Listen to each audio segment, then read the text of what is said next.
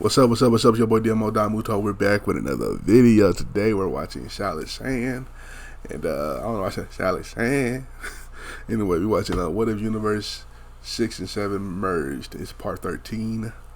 We're just going to watch one part today. And we're going to watch the 2 parts finale. Or the last part, the next part and the finale after that together. So just one part today. So let's get into it. A whole year passes following the Moro arc.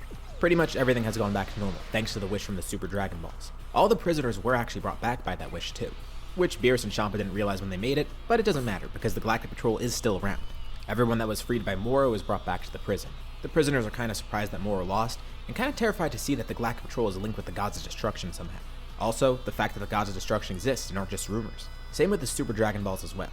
But rumors still spread around the prison. Cabba's taunted by 2 of the inmates one day. Well, one of them because he's the only one who can actually speak normally. They did escape before thanks to Moro's wish, and they overheard some things from him because they were pretty close to his cell, and some of the higher-ups in his temporary group. Prisoners named Botamo and Magetta. Botamo wonders if anyone else is going to seek out the Super Dragon Balls Magetta doing in since there? They're basically confirmed to be real at this point. And Cabba says they're not going to get anytime soon. But Botamo says he should be worried about anyone else out in the universe that's looking to get them. There's people like Moro that probably will want to get them eventually. If Moro actually did succeed with his plans, he probably would have gathered the Super Dragon Balls himself too. They have heard tales of other strong people out there. Villains that the Galactic Patrol has never hunted down, mainly due to them being so hard to find and probably not even existing. Cabba asks what they're referring to, but they say they're not going to tell him. Besides, they're only rumors anyways. They spoke too much because they don't really want to give any info to a Galactic Patrolman, but they just tell him to keep his eyes peeled. They might have another surprise coming to them soon. This does make Cabba think a lot about it. He never realized that the fact that the Super Dragon Balls were used means that other people might know about them now. He regroups with his fellow colleagues too. Shaco thinks it's nothing to worry about. There's no way that anyone's going to be able to get them. Even Moro wasn't able to. And Khalifa says if anything, they should just get them for themselves, just to make sure nobody used them, of course. But Mary says it's better to leave them alone. Besides, Beerus and Champa are obviously aware of them, and if anything were to happen, they'd probably be able to intervene. They would need someone stronger than those 2 to come in and get them, which is impossible. Not even Moro surpassed them. But Khalifa butts in and says that one day she probably will surpass them. Her and Vegeta have been working towards the same power that they have anyways. Who cares if they can use Hakai's? Khalifa can now too. And even Cabba has his own thing now. She says those Gods of Destruction better watch out. The Saiyans aren't something to be underestimated. That doesn't even include Kale and Broly. Since those 2 are getting a better control in their power as well, Goku and Vegeta are back alone on Beerus' planet for the time being. Since Cabba and Khalifa do have some work to do with the Galactic Patrol at the moment, the 2 get ready for a brand new battle. Vegeta powers up into a new purple-haired form. This year of training is really paid off. He now has access to a form that he calls Ultra Ego, but Goku powers up into his own form in response, now having some access to Ultra Instinct, although he has a long way to go with it. Training with Gohan and Whis really helped here. Of course, Cabba was involved too. He really wishes those 2 were here right now. A battle with 4 people with their powers would be pretty fun. And they're interrupted by something strange. The Oracle Fish is going on a rampage. Well, as much of a rampage as a fish can go on. He's freaking out for some reason, saying that there's going to be a mortal surpassing the gods rising up soon. They're able to silence the Oracle Fish, and Whis thinks it's nothing. But Goku jokes. Maybe that means they're going to surpass Beerus and Champa one day. But Beerus tells him not to get too cocky. Sure, they might get close, but that's probably going to take a couple decades at the very least. Maybe centuries. And as far as he knows, that's beyond a Saiyan's lifespan anyways. Well, maybe it's Piccolo or Gohan or something. Maybe Hit or Granola. But Beerus doubts it. He doesn't think the Oracle Fish is right this time. With their immense power, there's no way that anyone can surpass them. And if that were to happen, they would have been aware of that person by now. Ah well, Goku does believe that it's going to happen. The Oracle Fish has to mean something by that, right? On Earth, Gohan and Piccolo are fighting against Broly and Kale.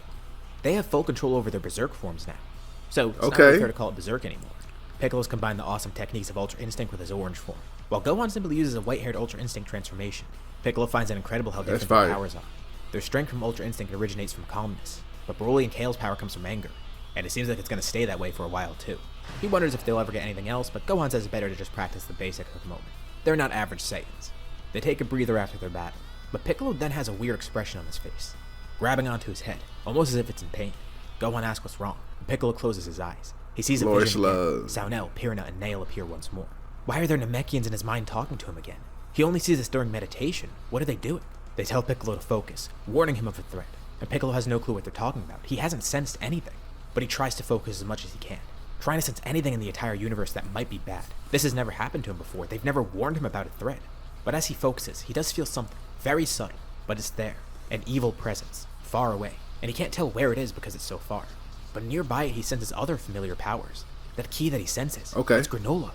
Something's coming towards us. There's some good writing right here. It's a calm This day nigga Planet is Sirius. spitting. Granola once again enjoying the peace here. The script a is ship lands scripted. nearby. It's hit.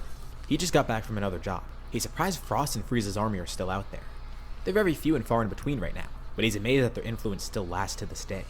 But he feels something strange, looking up in the sky. Granola and Monito sense it too. Oatmeal calls out that something's approaching. It's a ship, and there's only one energy on it. Granola could feel the ominous key within it. Is this some new threat? And it doesn't seem to be related to Frieza or Frost because the ship looks completely different. And this power actually feels strong, unlike their random soldiers. Of course, they immediately fly over towards the ship. On the front and the back of the ship, 2 ramps open. A man steps up to the front, and they could instantly tell he's the Namekian. Well, he kind of expected these two to be here. The man doesn't even introduce himself. He says he'll give them a choice. They could play this easy or they could play this tough. Give him the Dragon Balls, or he'll have to find them by force. The Dragon Balls? How does he know about that, and why is he here for them? Oh, shit. Well, he gave them a chance. Looks like they're not going to give them up that easily, which he kind of expected too. He tells them it doesn't matter though. Either way, he'll get the Dragon Balls for himself and then destroy them. Quickly, he powers up. He holds nothing back. The entire planet shakes. Everyone is knocked back. Oh, shit. Instinctively, Granola and Hit stop time, just to observe what's going on. But amidst the stop time, they see something that terrifies them. This Namekian is transformed. And his transformation, it looks like Orange Piccolo. But what freaks them out even more is how he moves. While time is stopped, his eyes dart towards them, and a terrifying grin appears on his face. Oh, shit. He then slowly turns his body, Lord and Slug is able with to fully Orange move around. Piccolo? Hey. Time starts flowing again. He says that's a pretty interesting I kind of want to watch the show, Lord but it Slug looks movie. like that's probably part of his arsenal too, and he didn't even realize it. With He's that, going with around that the false entire Super Megaverse, Saiyan moment. getting any sets of Dragon Balls that he can get his hands on, quickly and efficiently destroying them after the fact. And all these sets of Dragon Balls, they've granted him knowledge, power, pretty much everything that he needs, but it's still not enough. No set was strong enough to show him where the Super Dragon Balls were, and no set was strong enough to give him the same powers that the Super Dragon Balls would be able to give him. Every random planet that a Namekian is on, he wants to go to all of them, make sure that there's no Dragon Balls left, and then go get the Super Dragon Balls. And he has just 3 more on his list. Planet Cereal, Planet Earth, and then finally Planet Namek. There won't be any Dragon Balls opposing him anymore. And that day might come sooner rather than later. By his own calculations, the Super Dragon Balls should almost be ready to return. He already has a way to track them down, and his main goal will be to gather them as quickly as possible. He has the speed, power, and abilities to get them quickly, and getting rid of any other Dragon Balls ensures that nobody will stand in his way. He doubts they'd be able to do anything, but it's a good plan just in case. Hit and Granola attack Lord Slug together, and somehow, he's able to use the same time-stopping abilities. And Granola wonders, did he make a similar wish to him? Is that how he got these powers? One of Slug's wishes granted him the knowledge of all the strong people in the universe. He's made wishes to unlock his potential too, and of course he has his eternal youth. And he does tell Granola, at one point he made the same wish as him, the wish to be the strongest in the universe, although that was about a year ago. So, things might have changed. But it won't matter. Once he gets his hand on the Super Dragon Balls, it'll all be over.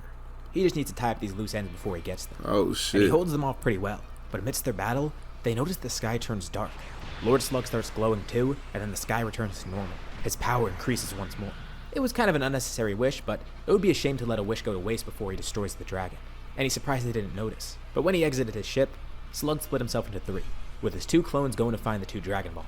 They summoned Taranbo, wishing for him to be the strongest in the universe once more. And immediately after, they killed Taranbo too. He didn't know if it would work, but his clones did seem to be covert enough. Time then stops once more. What the fuck? Granola and Hit are of course able to move here, but Slug is faster. He moves in front of them. It seems instant, but it's faster than that. What is the speed that he has? Each of his arms punctured through Hit and Granola, with time resuming. Just like he thought, this new power is pretty great. But again, doesn't really matter. Soon enough, the Super Dragon Balls will give him even more power. He tells Granola and Hit it's a shame they won't get to see him once he becomes their new cosmic ruler. This is But at least crazy. they were lucky This enough is to get good a as glimpse of it. hell. And Slug then senses something moving nearby. Oh yeah, he almost forgot. He casually lifts up a single finger, with an incredibly powerful blast coming out of it. Granola hears Monito yell out, but it's already too late. Granola weakly turns around, watching as Monito is incinerated by the blast. Damn. He tries using all of his strength to Monito. crawl over to Monito, but Slug tells him it's no use. There's nothing left of him. Slug turns back around and walks toward his ship. Time briefly stops again, and he feels Hit grabbing onto his ankle, and he feels something poke him there. He grabs Hit's arm and crushes it. He has a poison needle on him. Did he really think that would do anything to him? He then lifts a foot up in the air, and then stomps on Hit, planting him to the ground and knocking him unconscious. Damn. He lifts up 2 fingers and forms a small ball in it, planting it in the ground. Well, that's all the use that Planet Cereal will have for him. His ship departs. Granola makes it over to where Monito once was, and he finds nothing there. And the planet starts rumbling. The ground starts cracking. What the hell just happened? Not long after, Hit regains consciousness. He's partially healed, but he has bandages on him. And as he looks around, he realizes he's on Granola's spaceship. He looks out the window and sees the remains of Planet Cereal. Granola's looking out the window, completely frozen still. Hit wants to know what happened, and Granola can't even say anything. That guy, he just destroyed it. Everyone's dead. He was Damn, lucky Lord enough to have Slug enough coming strength to crawl back to the ship. swinging.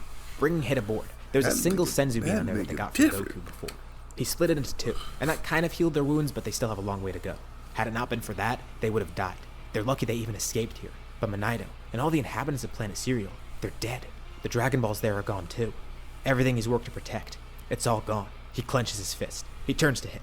Granola doesn't care what happens to himself. No matter what, he's going to kill that guy. He's going to find that Namekian, and he will pay for what he did. To think once more, he's on the path of vengeance. He never wanted to have this feeling again, but it's back, and even worse than before. But Hit says he's gonna join.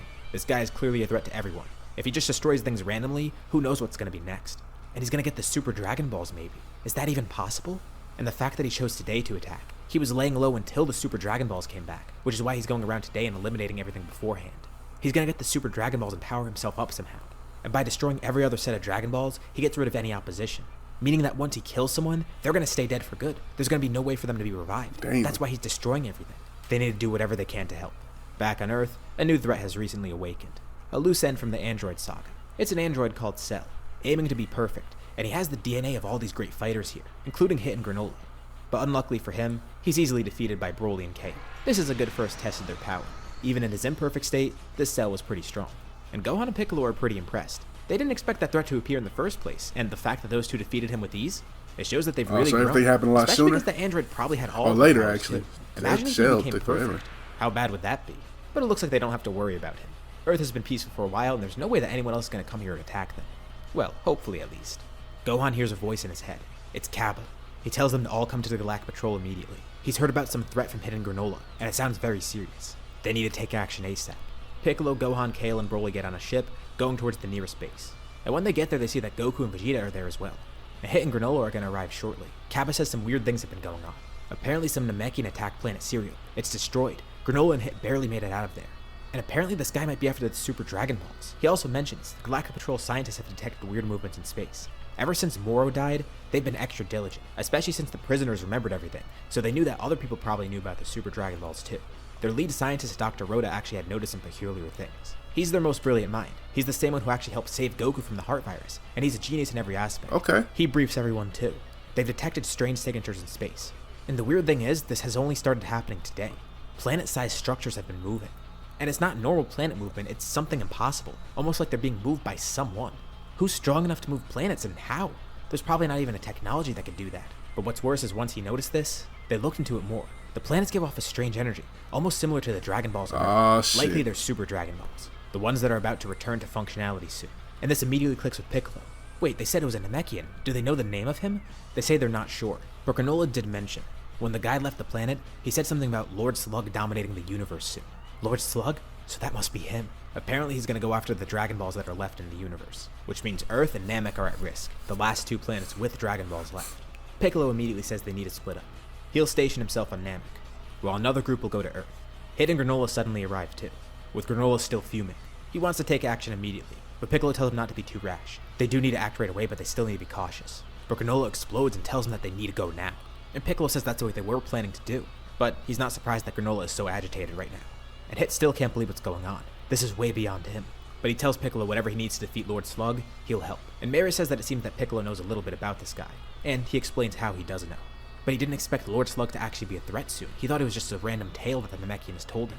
And Damn. for that reason, they decide Piccolo's going to lead them on what to do. Gohan, Piccolo, Broly, Kale, and Granola will go to Namek, while Goku, Vegeta, Kaba, Caulifla, and Hit will go to Earth. These groups will know how to best fight with each other, and each group has a person that can control time. Although, they don't know how much it'll help considering that Slug can do the same thing. Right. Thankfully, their ships are pretty quick. Earth was already close by, and getting to Namek only takes about an hour or two. Especially after what happened with Moro, they wanted to make sure their ships were fast enough to beat any enemy. And on both planets, right after everybody gets back, a ship arrives on each. Lord Slug steps off on Namek, but Lord Slug also steps off on Earth too somehow. The group on Namek gets communication from Earth. Slug is here. Well, he's here too on Namek. Granola mentions that Slug did split himself up before. This isn't too surprising. And Piccolo says this might be good. If he had to split himself up, either these two are both half of his power, or one's going to be weaker than the other. Either way, that's good. That's cool. That means they should be able to defeat him, especially with the amount of people they have in their group. He might be individually the strongest in the universe right now, but since he's split up and has to fight all these people at once, they have a chance here. Slug grins as he steps off the ship, seeing Piccolo there. It looks like Granola and Hit somehow survived, meaning all their friends can prepare too. But it won't really matter. Oh, For centuries shit. he searched for the Super Dragon Balls. And his journey is not going to end here. After everything he's done, everything he's sacrificed, and all the power he's gained, they're not going to stop him. He wonders what he should use Namek's Dragon Balls for, or Earth's for that matter. He could just immediately go kill their respective elders, but he'd rather use their wishes first. Maybe he can get immortality, although that immortality might be useless, especially compared to what the Super Dragon Balls can grant. If he ever did become immortal, he wants it to be so powerful that he can't even be sealed away with it. Plain old Dragon Ball immortality is useless. But maybe he doesn't even really need that. With the amount of power that he has, he's basically immortal already. On both planets, the two slugs simultaneously power up, with Piccolo flabbergasted to see his strength. He turns orange, but he also has some of the aura of Ultra Instinct around him. Slug cracks his neck, ready for another fight. It should be fun to utilize all their abilities against them. And this is where we'll leave off for now. Damn. What you guys think about nigga Lord Slug about that nigga Lord Slug came back with a vengeance. I'm sorry if I wasn't talking. I was really into it. This nigga Shaolin Shan be putting I ain't gonna lie, you put your foot on this one. You put your foot in this one. I ain't gonna lie. I can wait. So the next video will be the last 2 parts combined. And I can't wait. So let me know. Make sure y'all like, comment, subscribe. Here's the last part right here. Last part. Here's another what if story. And I'll catch you next time. Peace.